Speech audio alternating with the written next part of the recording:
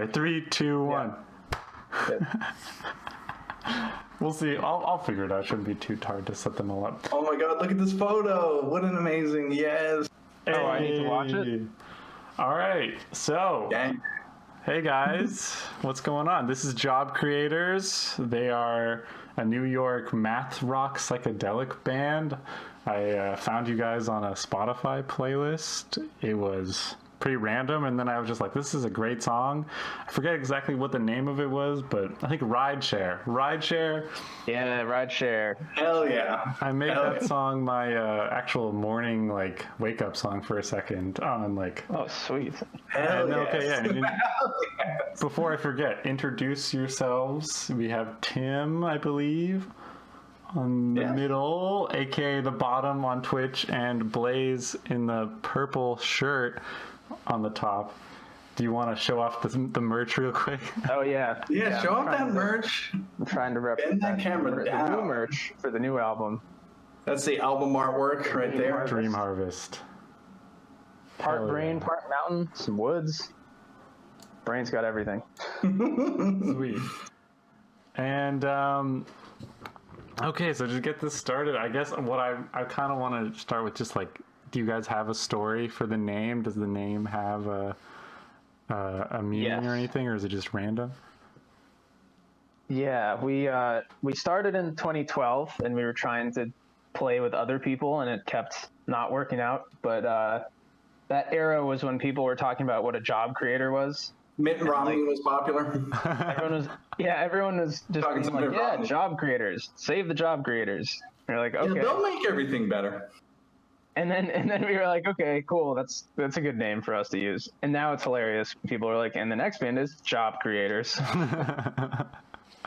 And there was definitely a more overtly political bent to the early records, but we were also more young men. We were young, free-spirited.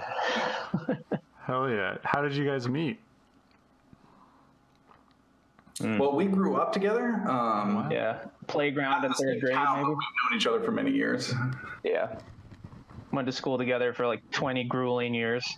So college and everything, the whole Not nine college, but We did see each other during college, but it was one of those things where you were trying to keep your distance because you're like, I'm supposed to be independent now, but it was really a naive thought to have. But you were like trying to live your own path or something. we were also very far away. Yeah, he was in Maine, and I originally went to UMass Amherst, and then went to Salem State, Massachusetts. We already have a question. Should we even go into it, or do you guys want to do like questions at the end? I just noticed someone is following and has a question. I think their name is. Oh hell yeah! I'll take a question right now. That yeah, might person as well is just definitely let's keep it interactive. I'll definitely rate it if we don't there- get the question right now. I'll go into my typical spiel as we move on, but just out of the blue, Diorina asks, "What inspired the new album?"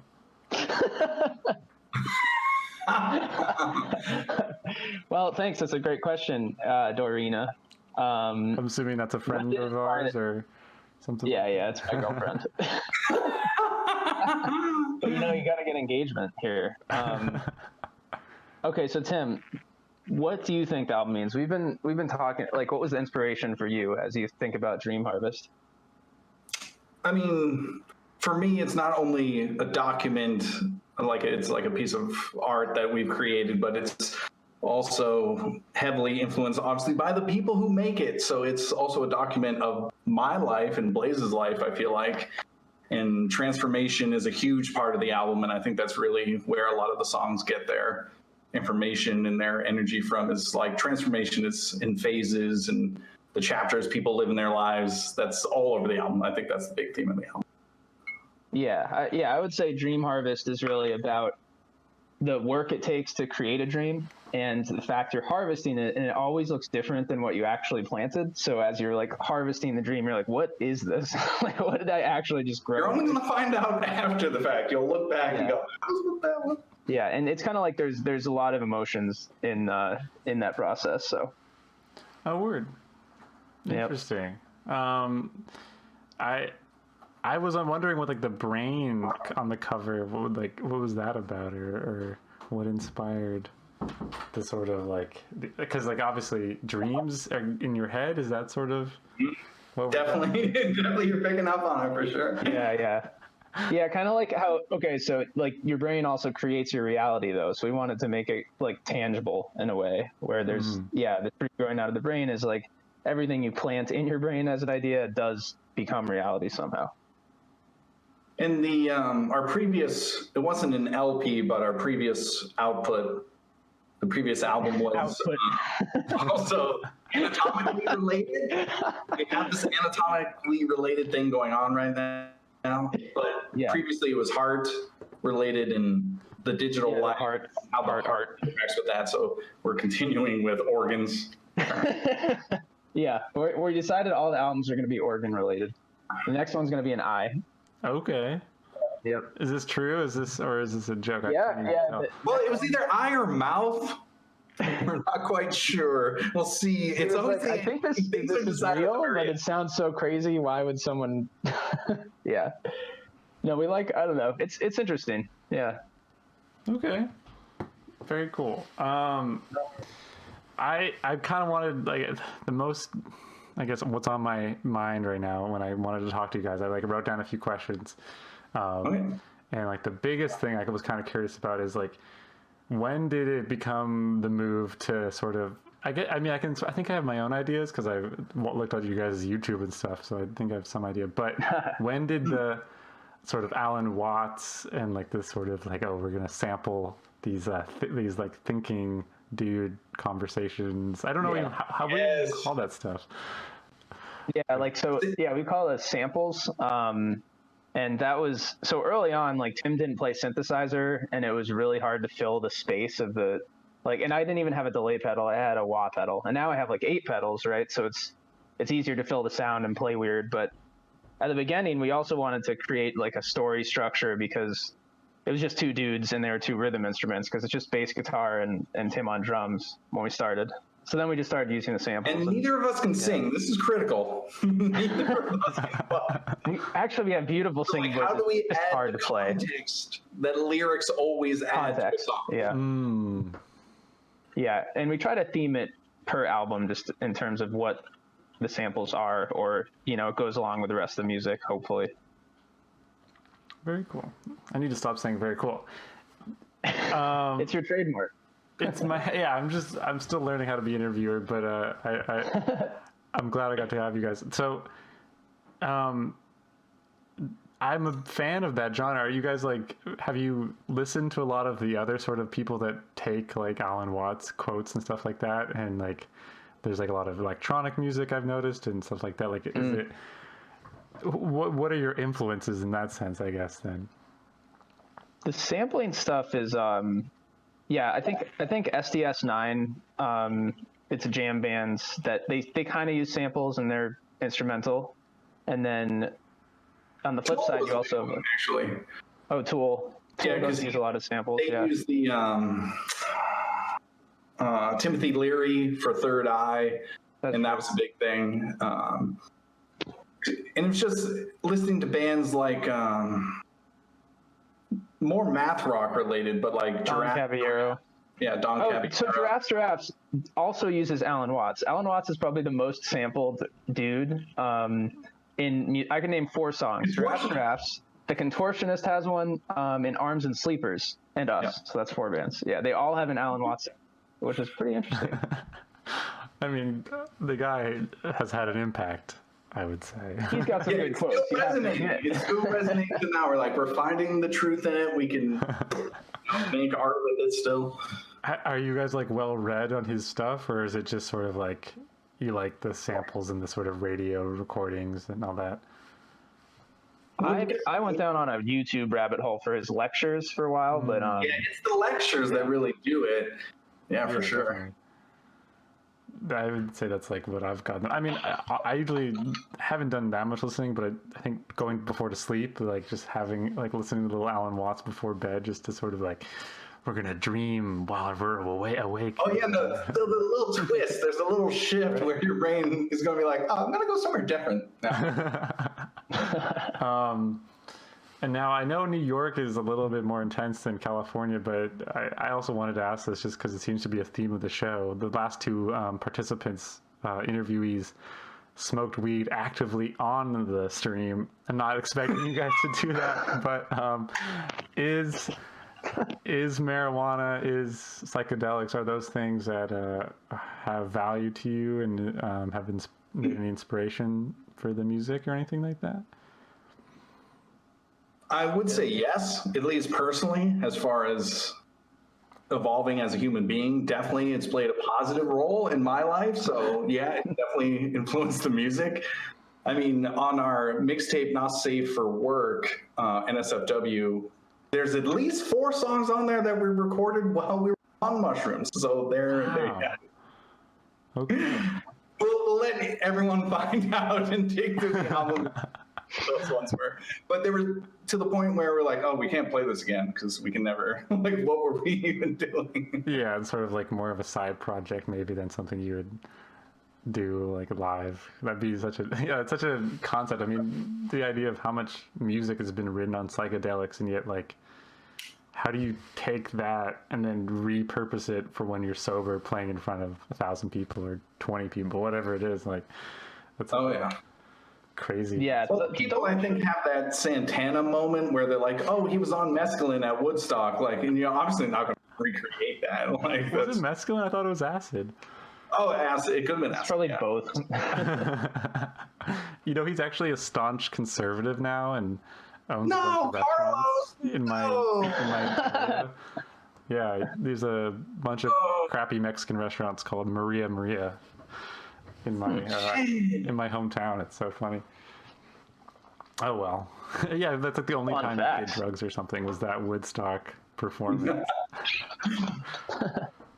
But yeah, no, I mean, yeah, I also wanted, because you guys are in New York, and that's something that, like, I've never even really been to New York as an adult. I went there as a child, so, like, coming from someone in California, our music scene is very drug friendly and, like, very, like, you know, people are smoking pot at the shows, you know, like, even if it's inside. Oh, that's the way it used to be. We were going to shows and people used to smoke weed at the shows. Just inside and shit like that. It still happens. I'm always kind of weirded out by it. It seems a bit like, isn't this hotboxing and also illegal? Like, it's kind of whack. Oh, there is that, but there's a sea change when you're in a huge group of people and, like, someone starts sparking up and the show's starting and you're like, oh.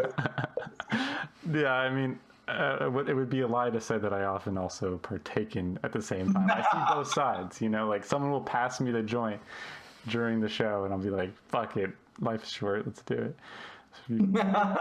It'd be rude to say no. In retrospect, concerts are very dirty places. It's like, now that everyone's turned into a clean freak, like, can you ever get that many people together again? Or Yes, you can. I'm not giving up. to the power Humans of have to stay together. Humans, it's like, I don't know. I love streaming. I love what bands are doing to survive right now, but it's obviously not the same as being there in person with a bunch of other people, having a human experience in 3D. Like, I don't know. Definitely. No, I totally agree. It's been such a bummer to be stuck in the house. I mean, I'm an introvert, so I can enjoy it, but I don't get to go dancing. I don't get to go listen to something fresh and interesting. It's all just... Yeah, it definitely makes you realize how much of life is about people, even though a lot of the time we spend most of our time complaining about people. Yeah. And you're like, oops, actually that stuff was pretty nice when we could do it. Damn. Tim really laughed at that one. Grim ideas and thoughts. They're not grim ideas. Astute observations and such. Yeah, it's the receiver of the information can have whatever response they want, but it's coming from neutral zone. There you go. Okay, and then I think the other thing I wanted to, I mean, I have lots of questions, honestly, because you guys are pretty interesting. Give yourselves a pat on the back. Like, oh, you hear that, Tim? Boom. I've been waiting to hear that for fucking 30 years. I've never been called interesting in my life. Most people, well, yeah, Tim and I are big ramblers, so, you know, we'll ramble to each other. We'll ramble to anyone that listens. Well, this is the perfect place to ramble. I want you guys to ramble. Like, that makes it easier for me. I don't have to talk if you guys are rambling. don't have to be like scrambling for a question. But what I was going to ask is like we were almost went into it, but the timeline for job creators, or like really you guys as musicians, like when did it start? When did we pick up the first instrument, and like how did we get to 2020? Blaise, you want to start? Sure. Yeah, nice. Very professional. Yeah, I got into guitar. Well, first I was into clarinet in third grade, and then rocked clarinet until middle school, where I decided I hated it. And then I tried guitar, and I hated it also. And then Tim told me to play bass, and I was like, okay, I can try to play bass, because Tim's been playing drums forever. And then Tim never played with me. So he was like, wow, this guy's so bad at bass, I cannot play with him. Whoa. And then we didn't play together. We played a show together, but then it was short-lived. Did we play a show in the library? Yeah, there's like a big like middle school, high school band scene in our high school area. Yeah, those are pretty cool. Yeah, We were actually very fortunate because there was a generation above us that was like playing shows for under 18 people, and being under 18 people, it was nice to have a whole ecosystem, like North Shore, Massachusetts, where we grew up. Yeah, and that was really cool because we got to play shows pretty early. Who were you? But yeah, then Tim and I started playing. You know, classic VFW, like, oh, we can play. Someone's going to yell at us. You played at the VFW? Yeah. What? Were you in a ska band or something? What band was that? That was punk rock. I was playing punk rock in the VFW. Tim, you should talk to Tim about his other bands. Those things. He's got some scars. Scars of greatness. I mean, you go through some changes. Dang. What oh, sorry. did you I've been playing drums. come up with it? What, like, now that you talk about like there was like a solid scene, did anyone break out in your scene of where you were growing up, or any bands I would have heard of from North Massachusetts? Or is it all just sort of ISIS? ISIS Is thinking of bands like Boston. I mean, we never played with them, but like a band like Caspian is from Beverly, Mass, which is the North Shore. The Brew was they got pretty big. Blue Fungus Brew. I think they ended up splintering into side projects, but it was like a jam band that definitely had their own sound, but it was on sellout shows across at least the East Coast. Yeah. Okay. If that sounds familiar, Caspian, but also I'm not 100% sure. I could be thinking of Cassiopeia, which is like a Japanese funk band, if you're familiar. That sounds intriguing. I'm really strangely into Japanese like 80s funk and like 70s like funk fusion sort of bands. There's some really interesting concepts. Banana? What'd you say, Tim? Melt Banana? I've heard the name. I don't think I've ever gotten into them personally, but just like... What are these bands? Yeah, well, look them up, Blaise. Look them up. On YouTube now. Like, I'm sure you guys know Plantasia, right? Like, have you heard of that? I think they're a subsidiary of Osric Tentacles. But yeah, we had the cool part about that whole scene was there's this big building that used to be an old like 1600 1700 schoolhouse, and they converted it to a music venue, and they let the high schoolers like rock out on the stage. Basically, yeah. That's it. But yeah, Tim's been playing drums a lot longer than I've been playing bass. Because you were born with drumsticks in your hands, pretty much. Yeah, like I used to sit on my friend's dad's lap because my feet couldn't touch the ground, but like I could still hit the drums, and he would play the bass and the hi-hat for me, like type of shit. Definitely. I was fortunate to have people that played music around me, for sure. Did you guys grow up with like music in the family? Was there a parent or a sibling that was playing, or just for whatever reason you started playing? Music was definitely passed down to me from my parents. Like I inherited their vinyl collection, which is gigantic. I may never get to the bottom of how many records they have.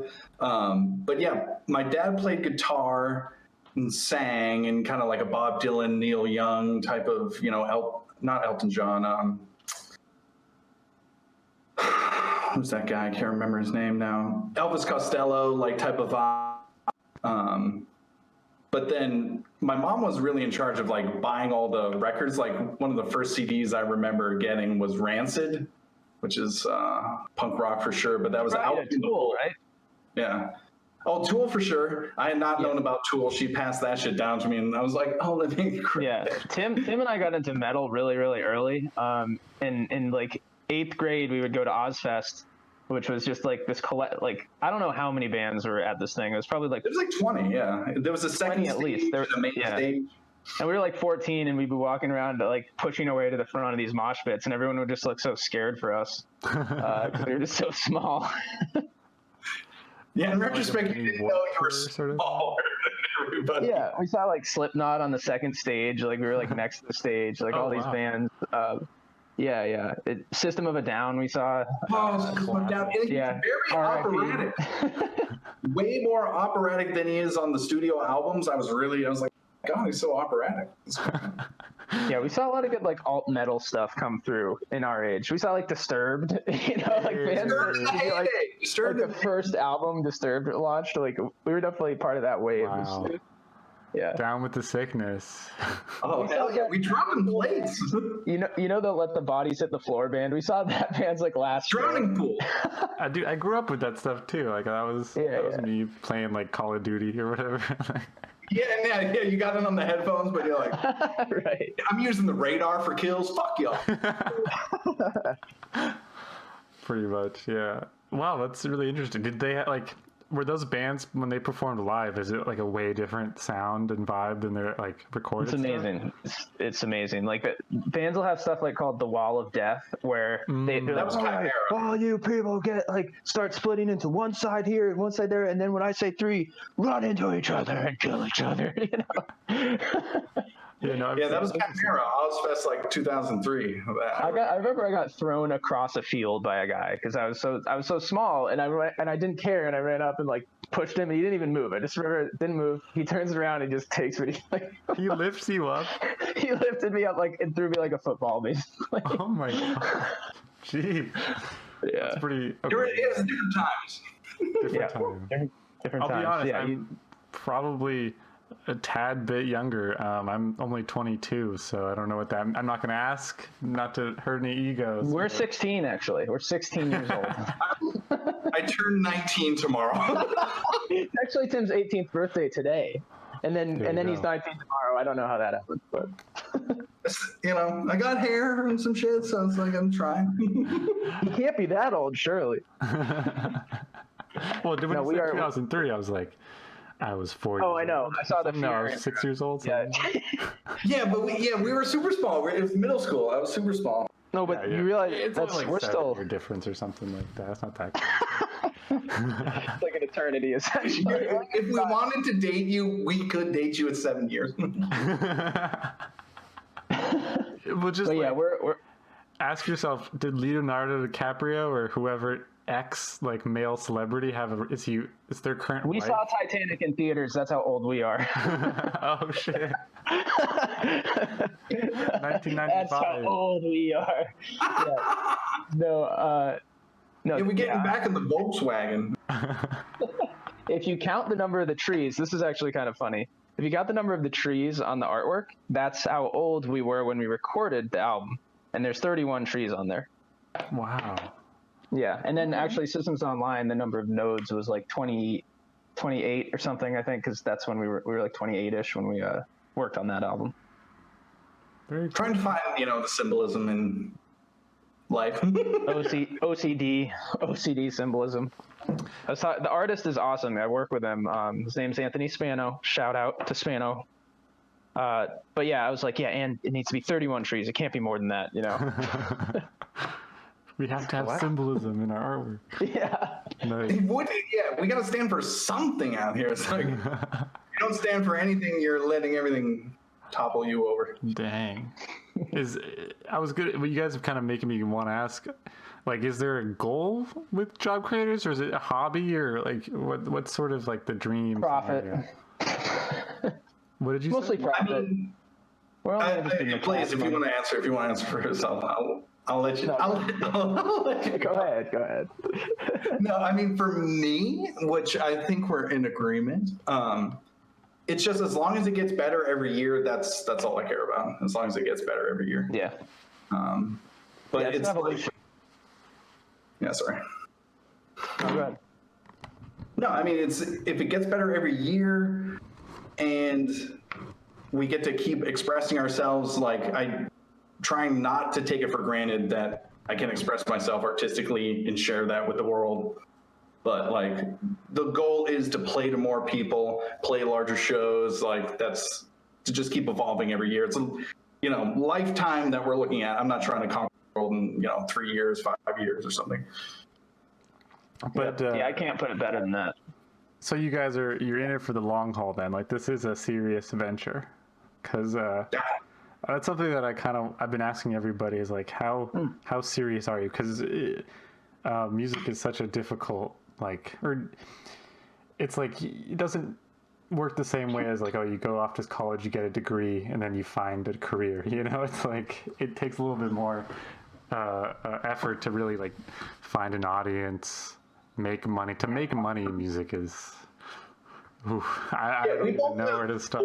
Jobs, like that's a critical part of being able to play the music is like to afford to go to the studio to record. There's a lot of things you have to sort of get before you can even, a lot of investing time and money, I'm sure. In a way, like Job Creators is a good example of the economy. We're just like working, but we're always going to be in the red. I'm not sure when I'm actually going to be solvent. Yeah, you're moving the needle, but at the same time, the money is in the red. Yeah. But yeah, it's definitely just passion, and I think it also is just a release. Like every song in it is an emotion that we experience that we can't put into words. And once you start thinking about it like that, and we've been playing together as Job Creators for 7 years. That was when we first released like our little EP thing. So just having something you build for that long, it definitely pays off. It just gets better. Definitely. Well, I'm glad to hear it, because honestly, I was going to say, like, seeing that you guys have been doing it for a while, I mean, like, there can be that kind of point where you sort of get a little disillusioned with, like, is it me or is it everyone else? Like, what's going on? Because not to say that you guys aren't successful. Battle, that's for sure. Music is a very like comparative sport, whether we like it or not. I would never say you should look at other people's numbers or like compare yourself, because that's not really helpful. But it's kind of impossible not to like see, oh, they have 5,000 followers, we only have this amount of followers, or like whatever numbers metric it is, and be constantly comparing yourself. Like, why is that having more than me? Kind of shit. Dude, we had like 4 monthly listeners, I think, on Spotify up until like this it was last fall. May. Yeah. I think it was last May we had 9. But the thing was, we were playing like sold out. I mean, not sold out shows. Like we had one sold out. Sometimes. Yeah, sold out shows.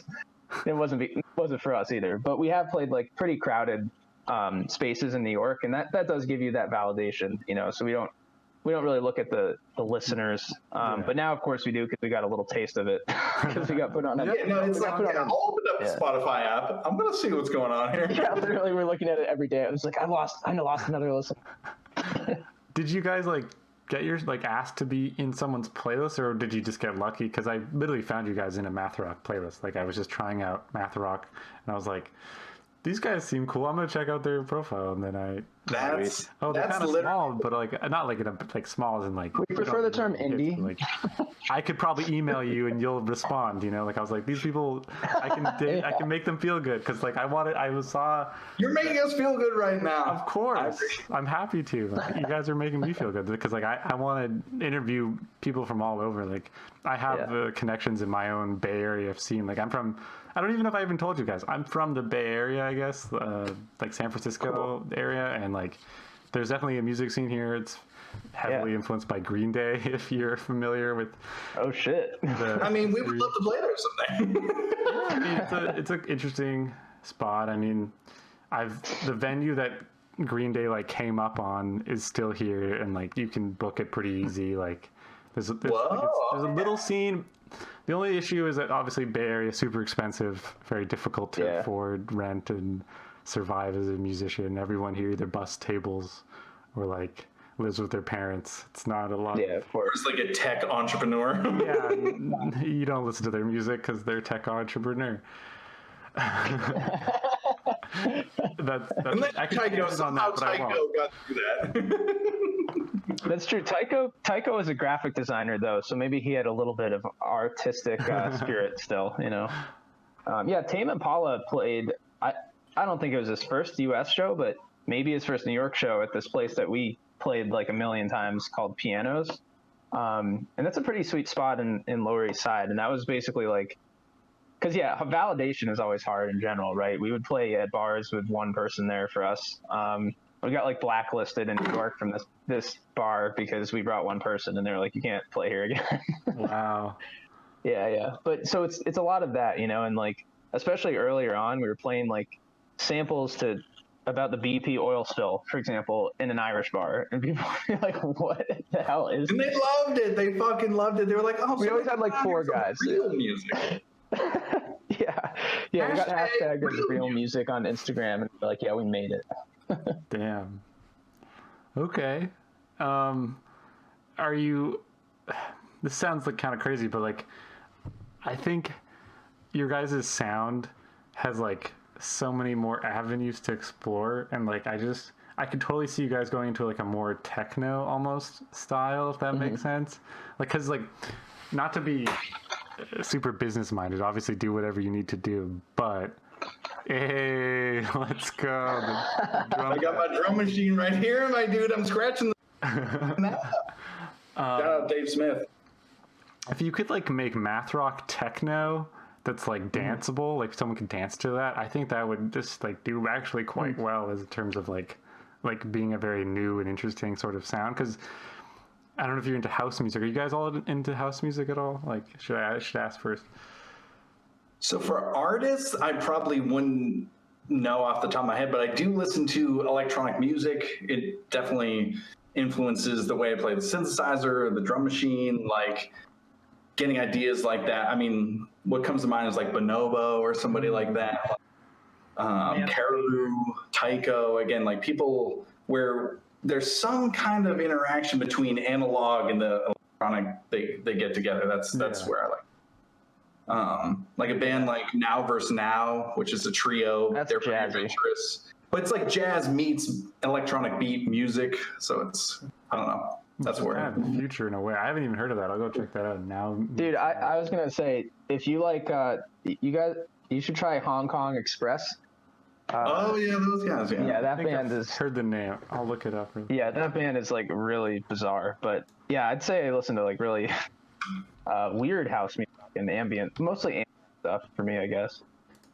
I mean, there's nothing wrong with that. I'm just, I figured I'd throw it out just because, like, if there was one thing that I could see, like, being a very, like, I don't know, lucrative potentially, that's my business mind.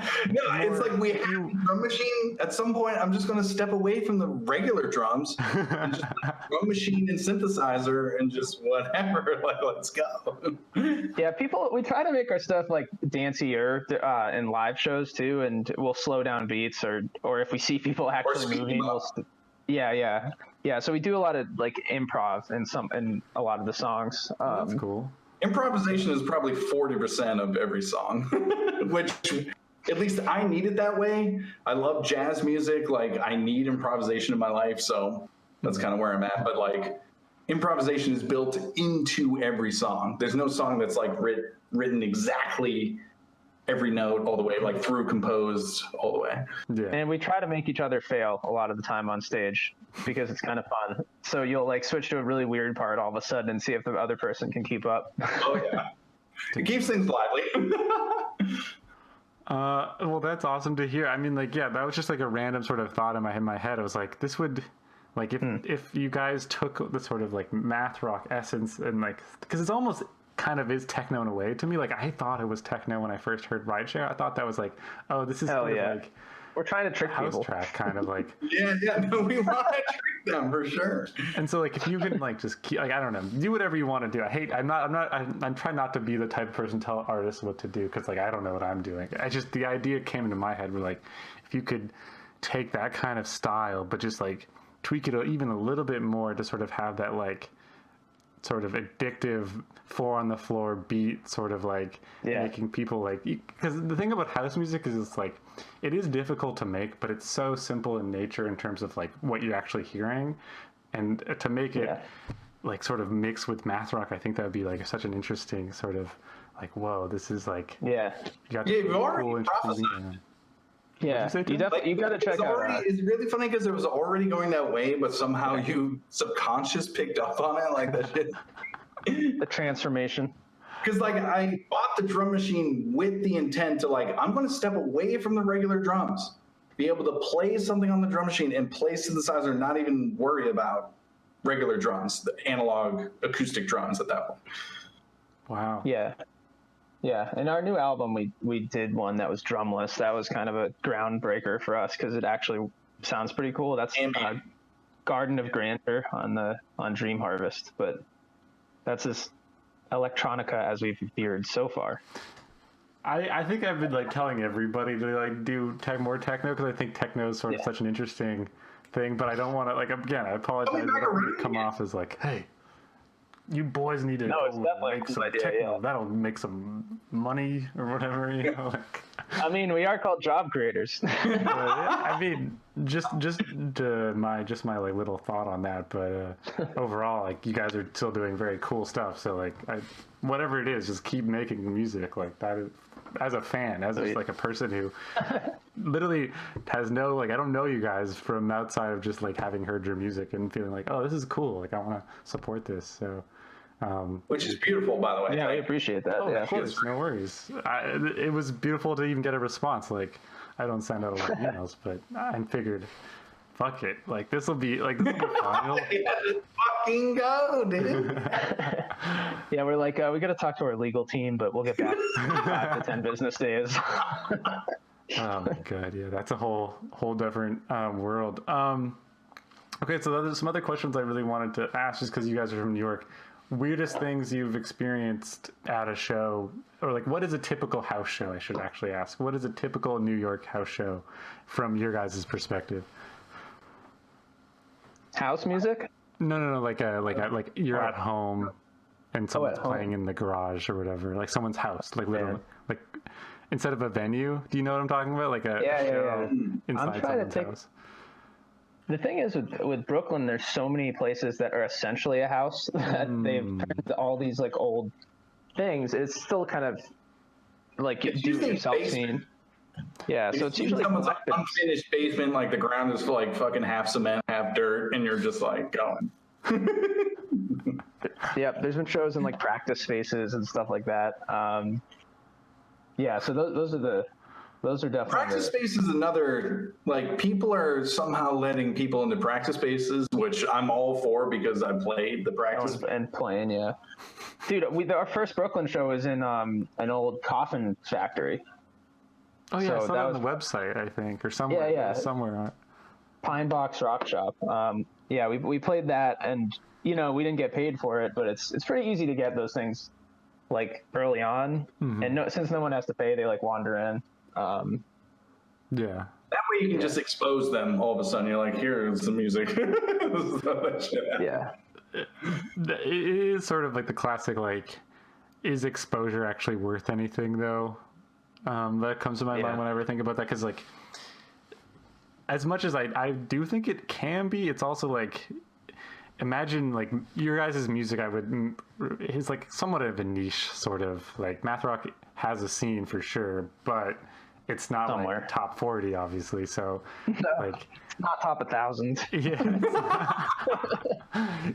Like I don't even know who are like like you're saying, we try to get to the people who want to dance, but we just influence them with our aesthetic, whatever that is. Whatever. So here's a question for you then. So if you were like, oh, math rock, this might be interesting, and it has some electronica elements, I wonder if did you get interested in the other songs because it was a little familiar, but it was more math rocky than electronic, or are you like, no, I know I like the like newer stuff with the electronic stuff? I listened to all of it, and I think I enjoyed all of it. I'll be honest, none of it, like, besides Job Creator, or not Job, Rideshare was like the most prominent song in my head. Like that's the one that I would remember. Like if I tried to like I couldn't name. I did listen to all of your guys' discography on Spotify, and it flowed well, and it was all enjoyable. but there wasn't necessarily a moment where I was like, okay, Rideshare is that connection song. Yeah. be like telling everybody about it. But like that's such a hard thing to do. Like, I'm not trying to throw any shade. Like, you guys make good music. It's just how many people. Yeah. It's very difficult to make a song that's like, this everyone I know needs to hear this. Like, I'm very pretentious about that kind of stuff, and like hardly ever share music, because like, as much as I could enjoy listening to it, is it going to be like special to someone else? Like, can I? Yeah. That's a whole. Music is unique to everybody, and that's the difficulty for sure. Yeah. But like, it's funny to see Spotify, because it'll tell you like all the plays and stuff, and we're like, the songs we think are probably most accessible are the ones that were like Rideshare and like Settings are probably the two that people listen to the most, just from what we're. And we always know that, so we play like that stuff at shows, because we're like, oh yeah, these songs, these are the songs that people are like, yeah. They get down to. You gotta play the hits. You play Sometimes the hits. you see a face like this, they're like, it's like, okay, yeah. It's like, you see any band that you really want to see, they're playing the singles. They play the singles. It's true. It's true. Though I do have a lot of love for someone who can do like a sort of, like, you can sort of make your live performance almost like a concept album or something, like, where like it, but that's such a challenge. Like, that only so many times can someone really pull that off. I feel like you really have to be a master of everything to do something. And we definitely put that onus on us for no reason at all. Other than we want to give people an amazing show. But like, if the venue is permitting, we'd like to play with visuals behind us that are singing the song. So it's like, and of course I'm OCD or something like that, but like, I would remake the visuals if it's like, oh, we have a show in 3 months, like, I'll just remake them, do all the work again. But that's just because you want to give them an amazing show. Like, that's awesome. Yeah. So the Pianos has a projector that's got to be like 20 feet long and the whole wall. So we reflect some crazy ass stuff on there. Which we will be posting some of the live videos. We had some pro shot back in July of 2019, and we're going to try to, eke those out, squeeze as much content as we can out of those, basically. Hell yeah. I mean, the projector with the band sort of vibe is, I've always wanted it, but it doesn't happen as much as it should, honestly. Like, in the Bay, it doesn't really happen ever unless someone like has a projector. I bought one to do it, but I've never actually done it. Like, I own a crappy like 720p projector or something, just because I was hoping like, oh, maybe we'll like do this eventually. But fuck yeah. Fuck yeah. I got an HDMI cable. It's fine. Yeah, exactly. Well, potentially in the future, our phones will be projectors or something or whatever, and like shit like that. Like, because there's micro projectors that are like, they're like pretty expensive, but they work pretty decently well, and you can take them anywhere, and they're super portable. So who knows where the future of projection will go? But I'm glad to hear you guys are really going for like an experience for the audience. Very experiential. I think that's what the people want. What is the typical crowd reaction, and what is like the dream scenario crowd reaction from playing a gig for you guys? Seeing people dig it in real time is probably the best. Because, I mean, you spend all this time practicing your instrument, a show for people, and it's looking in real time out from the stage. You're like, oh, fucking digs. I'm actually looking at you in your eyes, and you're looking in your eyes back. We're making eye contact. You're digging it. Very visceral for Tim. That's what it's about. Yeah. And plus, like, getting applause or something. Dream show is always if they're applauding the music when it's the songs like we're doing something weird, right? Because that means they're really engaged with the music and they're following the journey. Because we're already at a disadvantage by being two people, and then like none of us are singing, but we have these samples for context. I'm playing synthesizer, like. So if people are reacting positively to it, like that feels really great, obviously. I can imagine, yeah. And then what is a typical sort of reaction? Just, I know it might be not the funnest question, but like, if you it's kind of like this. We get some of that, and then at the end, we always get like one to three people who are like, what was that? Like, I don't even know what the hell that was. Like, so that's really what it is. They're like trying to process it. When we play, like, we also play like shows at breweries, and we play more jazzy stuff. That's when we get a little more experimental. Like, oh, yeah, like, yeah. Are So, drunk people a better crowd? You said drunk They people? tend to like it. Oh yeah. The one we recorded, I think everyone in the room was definitely just hammered for some reason, and it was packed. It was like 80 people and pianos, and and they just started cheering as we crescendoed in our last song, and I was like, we're never gonna get better than this right now. That must be really awesome. So like, have you like noticed the band has like steadily like sort of found better and better gigging experiences, and sort of like feeling like there's some growth in terms of like that whole type of event, I guess? For sure, yeah. Experience. Definitely. Yeah, we've this guy Steve Kepler from New York, like for some reason really likes us. Like we've been fortunate that this guy who books at reputable venues enjoys our music. So we've been able to go wherever he can book, which is awesome. pianos, and then there's this new place called Lola in the Lower East Side. Lower East Side-ish, yeah. And it's just, we've been fortunate that like people have understood for some reason that like the music is worthwhile for them. Yeah, right. Yeah. And they decided to book us, and we've been fortunate to kind of like capitalize on that. Hell yeah. I mean, if you guys keep going, I have faith. I believe. Like what? Not that I hate. But it's like, I'm not going to stop. It's like doing it. Just keep. There's no like right way of putting it, but I just want to like just keep making music, keep practicing, keep putting the time in. Because part of Growth Spurts is like, I wanted to interview bands about like, how are you gonna like make the most out of music in terms of either a career or just like as an experience or whatever it is, and it's sort of about kind of gauging with bands what like they're doing to sort of succeed in whatever those ends up being. For me, I plan on like trying to find a career in music, so I'm very much on that sort of like, I kind of want to make money. I'd hope to make some money if we can. Yeah. We'll see. Obviously, can't expect everything, but hoping and dreaming to be like a band manager or something like that, and be able to survive through like the music experience or tour even. But that being said, what have you guys like? What's your like day-to-day sort of like? You practice regularly, I'm assuming, and then put some time into that. But like, what is the sort of like the regimen for job creators to keep going? Yeah, I probably play like every day and just mess around with new concepts, and then I'll send them to Tim, and then he'll send me his stuff that he's working on, and then we actually have a like studio space that we rent out, which is really cool. It's this broken old warehouse like in a marsh.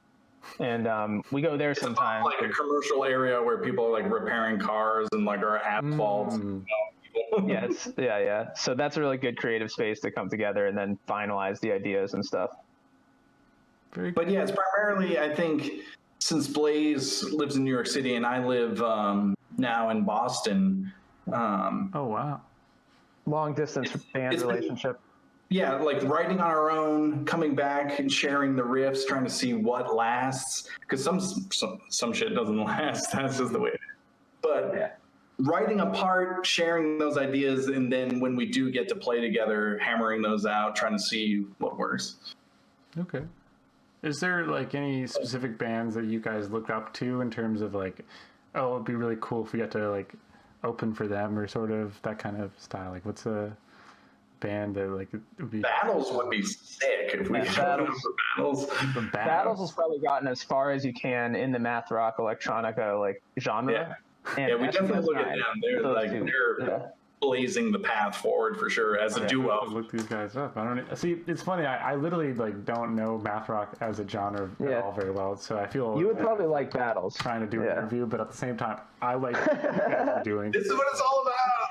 Yeah, you'll see. There's a whole world out there. You know, big math rock ecosystem. Have you guys ever heard of this band called Floral, or is that even? I don't even know if that's considered math rock. I don't know. I listen to things that aren't math rock. I actually probably listen to more things that aren't math rock than There you go. I mean, yeah.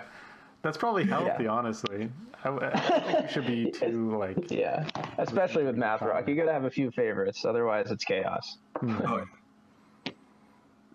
But yeah, I mean, those guys, L1011 was the duo that really made it seem possible to me, because that guy's there's got a a bunch bass of duos guitar out there. instrument.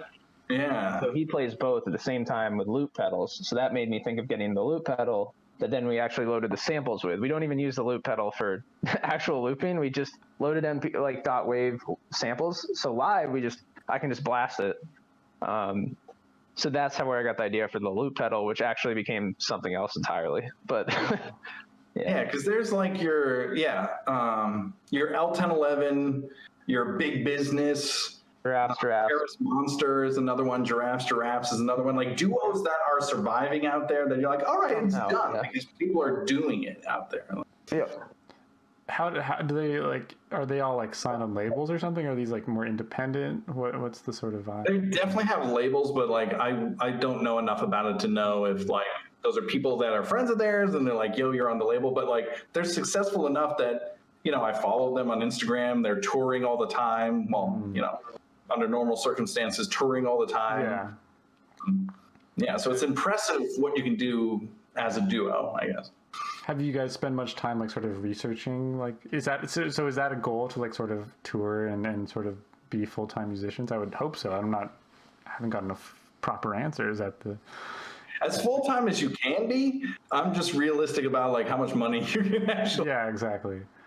But like it seems like every year we do more and more up to the pandemic. It's a slow burn for us. Right now, but Well, it's a slow burn for everyone generally, I think. At least it should be, because like you don't want to rush into it and then, because I don't know, I actually take a course. I'm taking a course on artist development and music development, and essentially this old music lawyer guy, and he just kind of tells stories about like fuck yeah, how these bands got successful, or like what was their trick, you know, like what was their magic little piece. And the biggest advice he's always giving is like, be really, really good at one thing that like makes you special and like worth the most amount of money because of that thing or whatever. Because he's very like, you gotta be making hella money. Like he's hella money.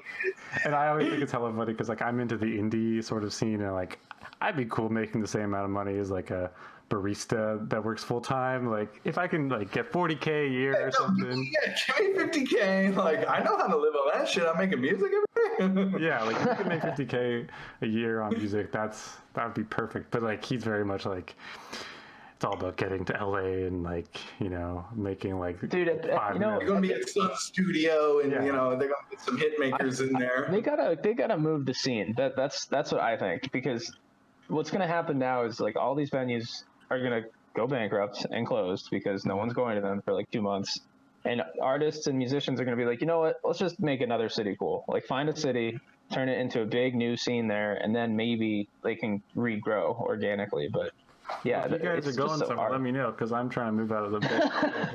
It's the cost of living, right? It's wherever the cost of living is low, artists can live. So yeah, what's the real estate in Iowa? You know, dude, do a survey here. Yeah, a friend of mine loves Des Moines. He was like the king of Des Moines. Apparently, it's a cool place, but I think it's a little too small currently. I don't know. No, you gotta grow it. Yeah, if I go to the bar and there's only 3 bars. I don't remember. I think it's like a classic, like you can be a big fish in a small pond sort of thing. You can like, if you do the right thing, you can be really, really cool there. But if you play the wrong sound, like I don't know how math rock does in Des Moines, you know, like Des Moines might not have no math rock, or maybe everyone there. What would happen? It's funny. If they're out on a farm all day, they want to listen to some weird shit. There's been talk of like San Antonio or like something in Austin? Texas. A lot of Californians moved to Texas. Austin probably is the scene, actually. Yeah. I thought some Austin shit was going down. Well, Austin's already like so big that like it's too cool now. Like it's Portland. It's the new Portland, and so The new Portland. No. super millennial. And for people like I'm technically Gen Z, so like I'm trying to go to where the Gen Zers are at, or whatever. I don't know. Yeah, you don't want any of us. What happens after Gen Z? There's no more fucking letters left. Yeah, that was on purpose, obviously. The new millenniums, bro. The 21st century millennium. Goes back to Gen A. Separate topic for like a more general podcast. Okay. Cool.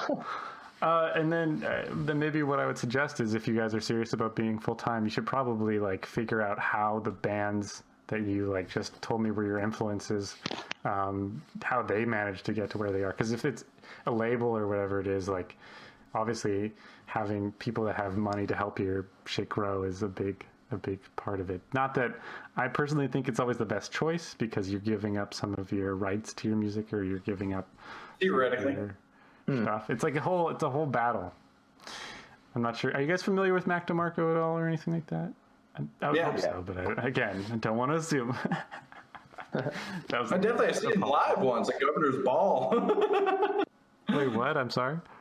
I saw him live at Governor's Ball. Oh, nice. New York City. It was Staten Island? Oh, yeah, because he was... Or no, Randall's Island? Yeah, Randall's. But I guess I just recently read that, like, I guess he had to, like, start his own label because he kept getting ripped off by his, like, previous... Like, all the stuff that he made money on or, like, was popular isn't actually... Like, he doesn't... I don't think it's a label anymore, because it's like, I don't need you for distribution. Like, I can just go to fucking CD Baby. Yeah, exactly. But like, I think having a press person and having somebody like a booking person that has access to venues is the most important thing. But maybe labels are all controlling that. I don't know. But that's the thing. Having somebody who can book you shows, I think, is the biggest part of that, because it's like, put me in front of people who are going to like my music. I can sell some merch, go on to the next city, type of thing.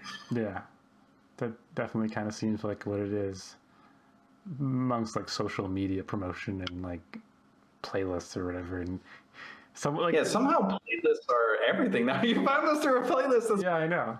That's true. Yeah. Or do you guys know about like, so don't sue me, Spotify, but like sort of the title for this like station, Discovered Weekly, is a rip off of Discover. Oh, of course. Weekly. Yeah, you're literally gonna be sued now that you said that. So, like, wait, we could sue that part out. I mean, I make no money. And my friends literally were like, "Whoa, is Spotify interviewing you?" If I got a cease and desist letter, I feel like I would have achieved something. Honestly, that would be like a moment, you know, like, "Hey, you're violating our copyright." Like, I actually did something. Wow. And then you get really popular. You just gotta yeah, exactly. And it fucks my whole career up. I don't know. We'll see. Not that this is mostly just like a quarantine thing. It'd be cool to keep doing this after that, though. We'll see. What was I over there? But yeah, look up how your influences did it. It just is a suggestion if you're serious, because there is a path, there is a way to do it. And I think you guys are obviously creative and interesting enough. Like the songs that you make made an impact on me, and I listen to like a lot of like people that try to make music, and so I have this ego that tells me, oh, I can tell what the good stuff is. Not that I really can, but like I think. Taste. You have taste.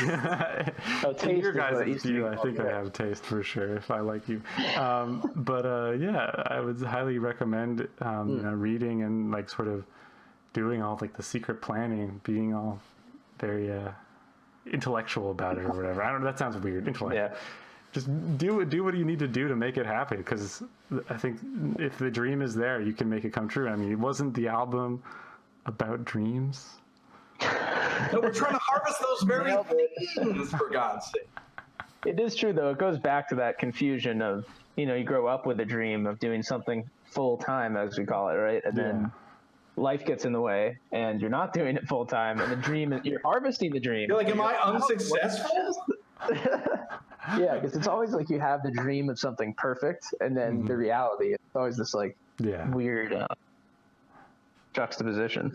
Definitely. No, I mean, that's a whole separate, like, take mushrooms and sort of figure out your whole, like, what am I doing here on planet Earth? Like, why? Yes, let's circle back to the center, and we'll try to find out. I never thought about people, like, having psychedelic, like, trips to our music, but that's kind of a funny idea.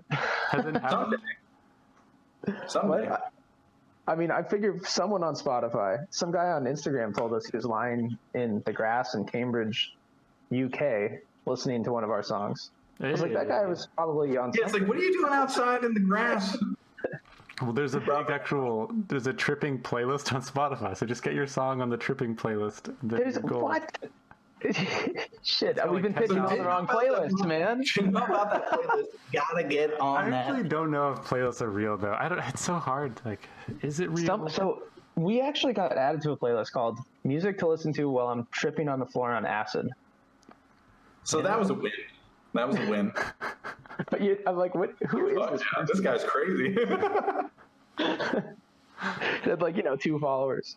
So exactly. funny. Like there's my partner made a playlist for like this. So I actually was going to do a festival in a college festival. Like I was helping her run it cool. essentially and like book all the bands, but it got canceled because of quarantine. But we made hey, like even though it's not happening, listen to these bands playlist, and like we put all the people we were going to have play, and it got 36 followers, which is kind of cool, but also like that's a good spike.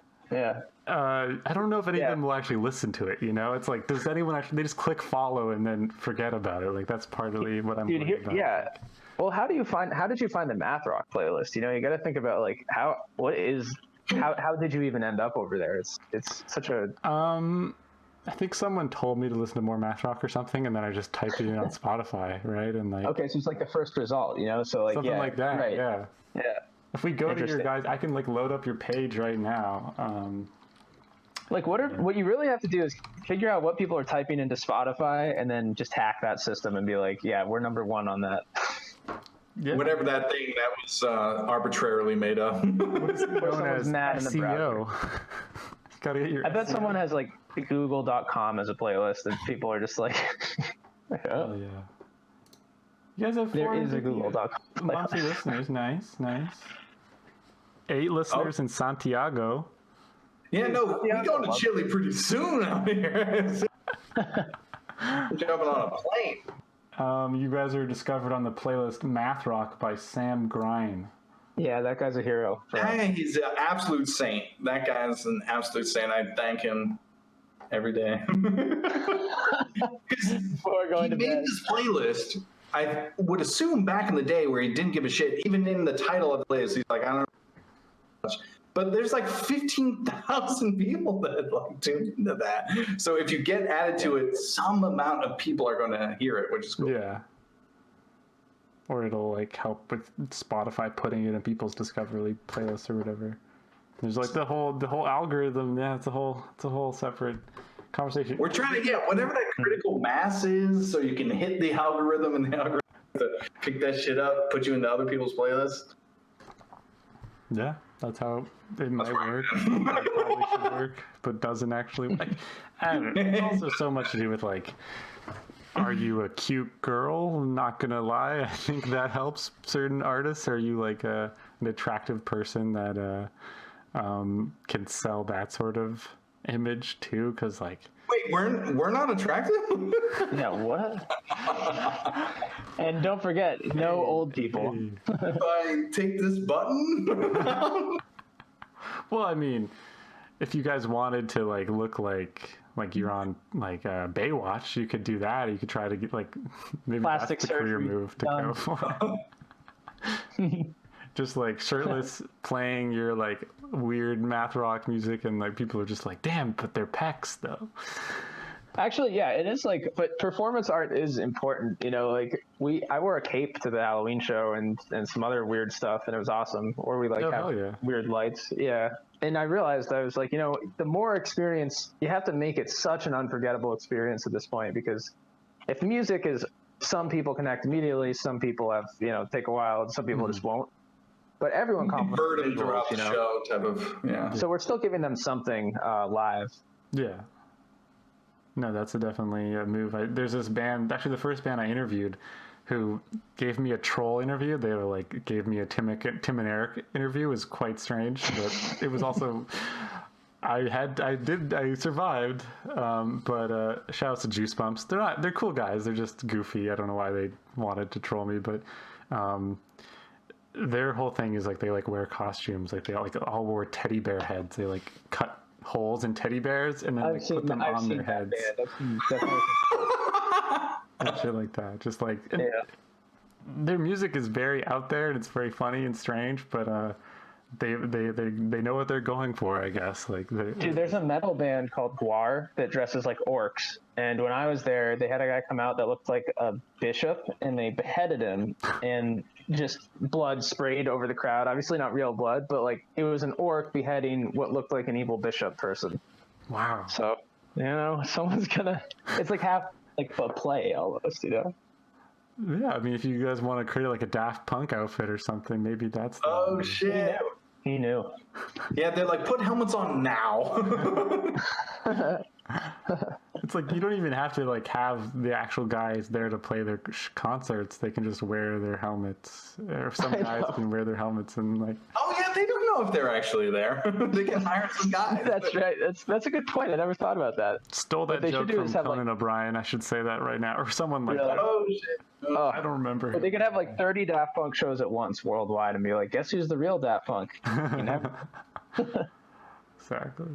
All right, well, I think we're getting pretty close. Oh, we're over an hour, so I should honestly end this pretty soon. But if there's anything else you guys wanted to talk about, really enjoyed talking. If you guys want to like do a podcast that's like more general, I'd be open to that too. I'm just bored at this point. But for sure. Yeah, no, that sounds fun, man. Thanks for having me. But besides that, Job Creators, thank you so much for hanging. Is there anything you wanted to promote? I know the album, I would imagine, the Dream Harvesting this just came out. It's happening. This is the time to harvest your dreams. It's a global pandemic, apparently. Yeah. Dream Harvest. Listen on Spotify.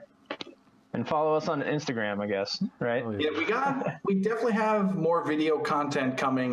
We got to figure out how we want to launch it, but we plan on putting, visual-based videos on YouTube so people can hear the music, see the visual simultaneously. We can't play a show for you, but at least you can get both through your computer these days. Yeah. All right. Well, thanks a lot. We really appreciate you having us. Yeah, of course. Oh, Tim just. What did you do? That's so strange. All right, take care, Blaise. We rock nation. Bye, Tim. Have a wonderful rest of your day. I'll talk to you guys soon, hopefully. Oh, hell yeah, man. Thank you. Later. All right, guys. Thank you so much for tuning in. You just heard the interview with Growth Spurts with the very infamously known but not known Job Creators. Thank you.